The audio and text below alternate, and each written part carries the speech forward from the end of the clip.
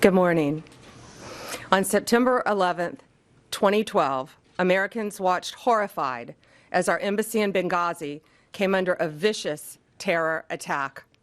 We lost 4 American lives that day. Ambassador Chris Stevens, Sean Smith with the State Department, and 2 CIA contractors, Glenn Doherty and Tyrone Woods. We have never forgotten those heroes, and we have never stopped seeking justice for that crime against our nation. In fact, from day one, Kash and Dan would sit in meetings and say, "We're going to get them," and they did. Today, I'm proud to announce that the FBI has arrested one of the key participants behind the Benghazi attack. Zubayr Al-Bakoush landed at Andrews Air Force Base at 3 a.m. this morning. He is in our custody. He was greeted by Director Patel and U.S. Attorney Jeanine Pirro. Hillary Clinton famously once said about Benghazi, "What difference at this point does it make?" Well, it makes a difference to Donald Trump. It makes a difference to those families. And 14 years later, it makes a difference to law enforcement who made the difference in this case. Thank you, President Trump, for supporting all of our agencies around the country and around the world. Al-Bakoush will now face American justice on American soil. We will prosecute this alleged terrorist to the fullest extent of the law. He'll face charges related to murder, terrorism, arson, among others. Let this case serve as a reminder. If you commit a crime against the American people anywhere in this world, President Trump's Justice Department will find you. It might not happen overnight, but it will happen. You can run, but you cannot hide. We are immensely grateful to our partners, especially at the State Department and the CIA, who lost lives in the Benghazi attack. Director Patel and the FBI agents did tireless work to track and arrest this man. I want to thank everyone standing behind me, all the agents who worked so great with our lawyers, with our national security lawyers, and around the world to bring this terrorist to justice. And I have a statement to read from Director Radcliffe. He wanted to be here. He couldn't be here. He's busy protecting our world. He's deeply grateful for the relentless efforts of the Department of Justice and the FBI to bring justice to the individual allegedly responsible for the death of Americans in the horrific 2012 Benghazi attack. CIA and the nation will never forget the extraordinary services and sacrifices of Tyrone Woods and Glenn Doherty, who gave their lives in defense of others and exemplified the very best of our agency. I'd now like to turn it over to Director Patel for remarks, and I again want to thank him for his relentless work in this case. Gosh. General, thank you. And I want to steal one of your lines. Never forget. Pam never forgot. The President never forgot. This FBI never forgot. And certainly U.S. Attorney Pirro never forgot. When an act of terrorism of this magnitude strikes at the heart of our nation, we go to work. President Trump has given us the full resources at the FBI and across the interagency to make sure we deliver justice. And Pam, you're right. Dan and I did sit down early on about this to bring justice, but you led the effort. You brought together the interagency. You said we are going to get this done because no one agency alone can do it. So we are thankful to have an Attorney General at the Department of Justice who works together with every single cabinet secretary and enforce the law. What you saw today, and I want to get, or what you're going to see today, I want to address in a minute, but I want to remind the folks out there the work of this Department of Justice. We were here just a few short months ago talking about how we were going to raise the RFJ for another violent offender on the run, Ryan Wedding.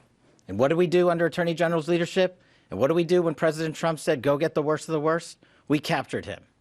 We captured together, under President Trump's leadership, 6 of the FBI's most wanted fugitives in 1 calendar year.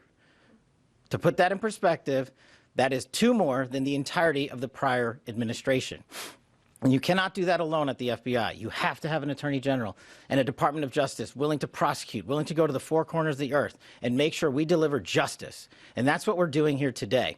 I was at the airfield with U.S. Attorney Pirro earlier this morning when we did the formal foreign transfer of custody of Bakoush into U.S. custody to face prosecution under her auspices and her office. And the Department of Justice are going to execute justice for the fallen. As a young prosecutor at CTS in the National Security Division, I worked on the Benghazi case. This was very near and dear and personal to me. We lost 4 brave Americans in Chris, Sean, Kyle, and Steve. And we can never, ever, ever forget them. Ever. And we will not. In order to put something like this together, it doesn't happen overnight. The FBI's hostage rescue team, the FBI's critical incident response group, our special flight operations unit, and countless others, along with the agents in the New York field office who never forgot Benghazi and never let the world forget it, endured over a decade to bring yet another terrorist who killed 4 Americans to justice. That is a relentless pursuit of mission that can only happen when you have an interagency who's willing to get after it. I'm extremely thankful to the CIA and Director Ratcliffe and our other law enforcement partners for making sure that the world knows that if you kill an American citizen in an act of terrorism, we will hunt you down. We will bring you to justice, and you will face justice here in America, not in another court and not in any other proceeding around the world, but here. You killed our own, so we are going to take it to the streets to make sure you are held accountable. Once again, I'd really like to thank the entirety of the FBI, headquarters divisions. There are so many moving pieces to actually execute a foreign transfer of custody. And now we're talking about the 7th, the 3rd in just a couple of weeks. And I don't know if that has ever happened before in U.S. history. It's happening because President Trump backs the blue. President Trump has given law enforcement the resources we need to take the fight across the world. And the Attorney General has been relentless in her mission to make sure that these victims are remembered and that we bring them some semblance of peace by bringing those who killed their loved ones to justice. It's a little full circle for me. Yes, then Director Deputy Bongino and I did sit down and said, how are we going to get this guy? How are we going to find the individual responsible for the Benghazi attacks? And we sat down with Jeanine Pirro, and we sat down with the AG and her team and the Deputy Attorney General. And every single day, every single week, we talked about how we would do it. And we're here today because we have an interagency that is led by superior individuals who have one shared goal: protecting America and our lives and our future. And to any others out there who wish to do harm, especially commit acts of terrorism here and around the world, this is the feat you will meet. You will not be forgotten by us. We will chase you down. And it is a privilege and an honor to be the director of the FBI and come full circle for me, especially on this Benghazi case, especially with the families I know so well. And for me to you, the families, I just want to personally say, I continue to pray for you. I hope that we can give you a little bit of peace in the utmost difficult of times when you have lost loved ones. And I just want to thank President Trump for delivering that peace and that modicum of justice. Thank you, Attorney General. Thank you, Director. Thank you, Director. And it's now my honor to introduce the woman who will be prosecuting this alleged terrorist, U.S. Attorney Jeanine Pirro. Thank you, Attorney General.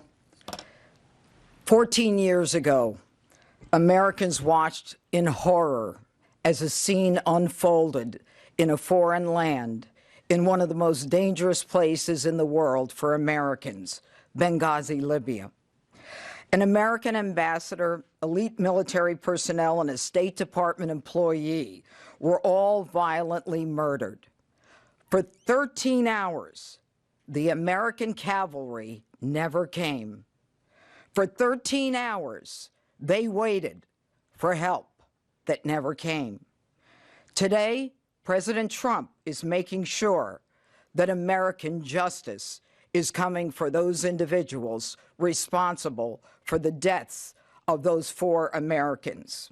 Bakoush is now on U.S. soil because of the President, Attorney General Pam Bondi, and Kash Patel. The FBI, the Department of Justice, never forgot.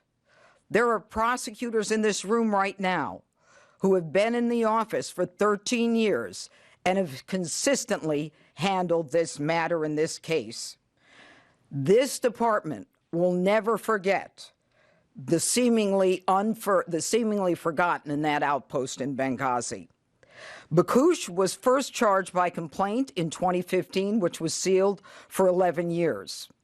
An indictment, an 8-count indictment, has been unsealed, and it charges Bakoush with the murder of Ambassador Chris Stevens, the murder of State Department employee Sean Smith, the attempted murder of State Department Special Agent Scott Wickland, and conspiracy to provide materials for terrorists and support that resulted in the death of 4 Americans, as well as arson at the special mission.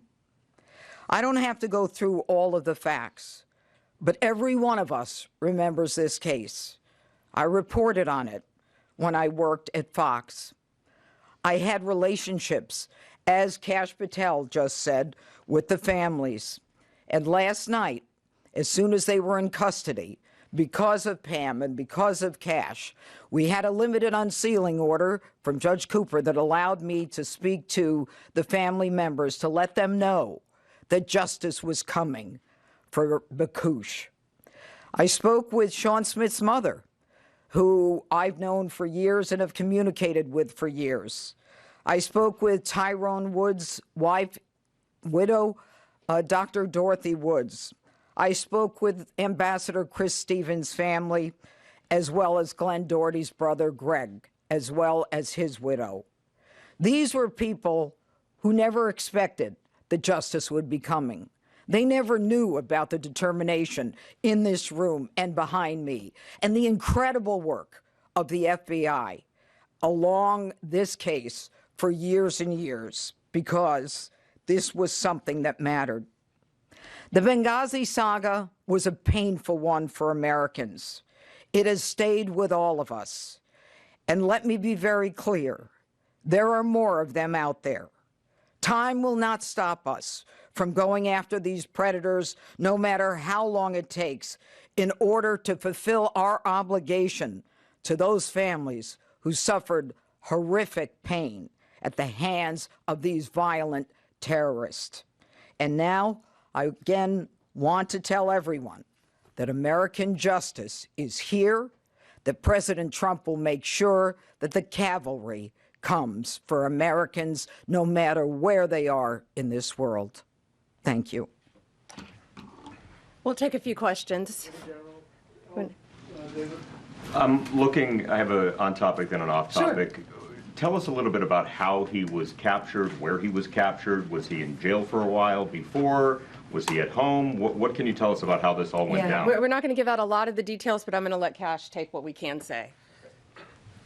The general's right. We have to protect the integrity of the investigation and the ongoing prosecution. That's of the utmost importance. It always is, to make sure even this individual, receives the constitutional protections only afforded in the United States of America.